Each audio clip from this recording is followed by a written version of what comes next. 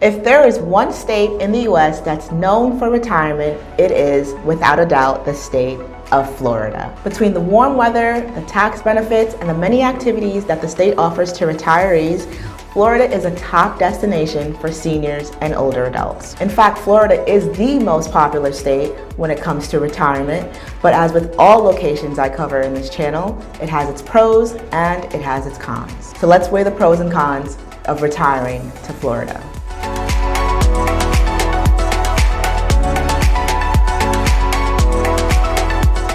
Hey there, my name is Chichi Aguoji. I'm a New York-based realtor with a focus on helping seniors and retirees sell their homes and find the best locations to retire.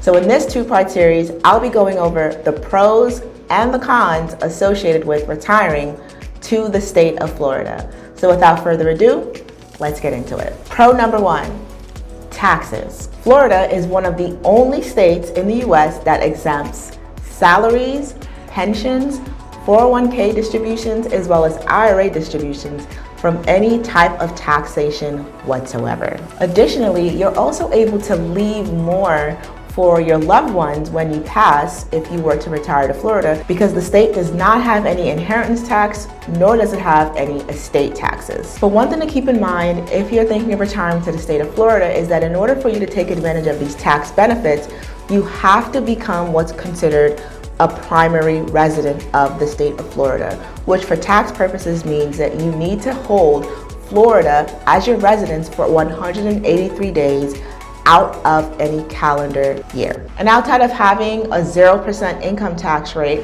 Florida also has a pretty moderate sales tax rate. It's 6% for the state overall, and at local municipalities, it's capped at 2% throughout the state. Pro number two, outdoor recreational activities. Florida has a litany of options when it comes to outdoor activities for seniors and retirees. You'll never be bored because you can try your hand at over 1,250 different golf courses which exist throughout the state. So taking a look at this map, you'll see that Florida is covered with golf courses of three main types. So the red flags indicate public and/or semi-private golf courses. The blue flags are golf courses located on private country clubs, and then the orange flags are golf resorts. But there are other activities outside of golf as well, which include fishing, boating, surfing, horseback riding, swimming, and even snorkeling. And all of this is available through the state parks system located in Florida. In fact, you can head to the Florida State Parks website and filter for any of these activities, these outdoor activities that you might be interested in, and the website will tell you the locations where you can go and engage or partake in some of these activities. And of course, if engaging in activity just isn't your thing, you just want to be outdoors enjoying the sun, Florida has over 8,436 miles of coastline and beaches that allows you to go and enjoy as much of the sun rays as you would like. Pro number three, affordable housing options. Many retirees that are retiring to Florida, especially those retiring from a higher cost state, do find that making Florida their permanent home helps them save money on their largest expense, which is housing. Now, while it is true that along Florida's coastline and in many of its popular destinations, housing can be quite expensive. I'm talking anywhere from $600,000 to more than $1 million. However, if you are set on a particular destination, then you can always find something within your budget as long as you remain flexible. For instance, if you're thinking about retiring to St. Augustine, Florida, you could choose to retire to a 3-bedroom, 2-bath, newly constructed single-family home on the beach for about $700,000.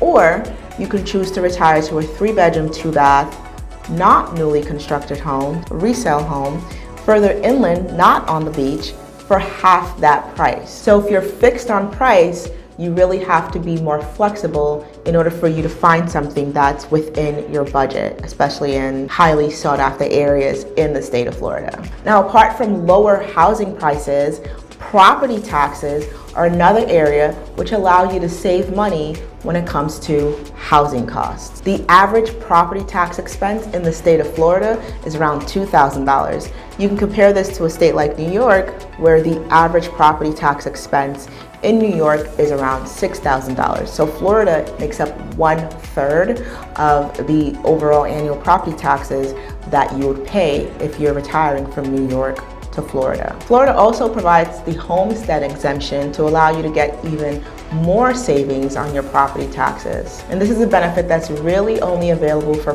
permanent residents. So again, those individuals who are considering the state of Florida as their primary residence for tax purposes.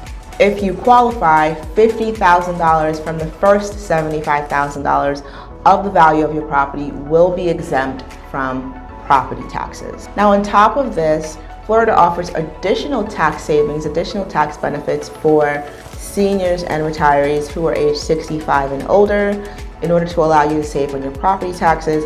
There are some income requirements that you have to meet to qualify for these benefits, but it's great to know that they're out there in the event that you do want to look into them and apply for them. Hey there, if you're enjoying the video so far, feel free to like, feel free to subscribe, and let's keep going. Pro number 4. The weather. So we all know Florida for its unofficial nickname as the Sunshine State. So on average, Florida receives 230 days of sunlight every single year. So Florida's subtropical climate is responsible for its mild winters, its warm summers, and its moderate springs and autumns. And although there is a rainy season that occurs in the middle of the year, retiring to Florida will mean that you will get ample amounts of sunlight. And it also means that you will get 0 inches of snow. And Florida experiences in its winter what most states experience in their summers, right? So winter-like temperatures in Florida could range from 40 degrees in Tallahassee to up to 60 degrees in the Keys. Remember, this is winter. So no matter where you do decide to retire in the state of Florida, expect to get ample amount of vitamin D. Pro number 5, healthcare. Both the availability and the affordability of healthcare are incredibly important to seniors and retirees. And considering that the state of Florida has the highest proportion of adults over the age of 65, it should come as no surprise that the state has an abundance of geriatric healthcare options available to seniors and retirees. The state of Florida has a number of healthcare options or medical facilities that specialize in caring for older adults. This includes the Mayo Clinic in Jacksonville, the UF Health Shands Hospital in Gainesville, as well as Mount Sinai Medical Center in Miami. Now, all 3 of these hospitals are ranked top 50 nationally when it comes to geriatrics, which is the care that's provided to older adults. Pro number 6, educational opportunities. Something not often discussed when it comes to retiring in the state of Florida is the number of exemptions and waivers for educational opportunities that Florida offers to seniors and older adults. In the state of Florida, any individual of the age 60 and up who meets Florida's residency requirements is able to waive any tuition, application, or any related fees when applying to or taking any 4-credit course at any Florida State University. This is known as Florida Statute 1009.26. And typically, the residency requirements do ask that you be a Florida permanent resident for at least a year as of the first day of the class that you plan on taking. So keep this in mind if you do intend to retire to the state of Florida. You may want to start even looking at those classes now and determining what you want to take and what you might be interested in. So when you end up moving, all you need to do is relax and wait a year before you end up enrolling. If you are someone thinking about retiring to the state of Florida and you would like some assistance thinking through your options, feel free to reach out to me. I would be happy to assist you. All right, that's it for this video. I hope you enjoyed the video. I hope you learned something new, and I hope to see you in the next one.